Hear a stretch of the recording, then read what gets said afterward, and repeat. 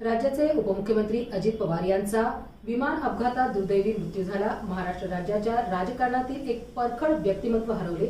महाराष्ट्राच्या नेत्याला धाराशिवकरांच्या वतीने कॅन्डल मार्च काढून भावपूर्ण श्रद्धांजली अर्पण करण्यात आली।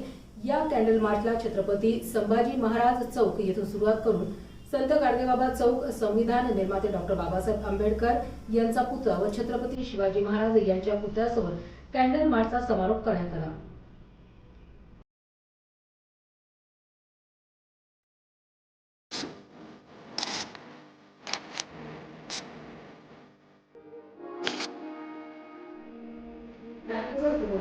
अजित पवार यांचा अपघातात दुर्दैवी मृत्यू झाला। महाराष्ट्राच्या राजकारणातील परखड व्यक्तिमत्व हरवले।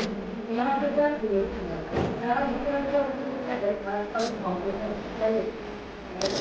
या कॅन्डल मार्चची पद्धती सकाळी मला चौक संत गाडगेबाबा चौक संविधान त्यांचा मुलगा छत्रपती शिवाजी महाराज यांच्या कॅन्डल मार्च समारोप करण्यात आला।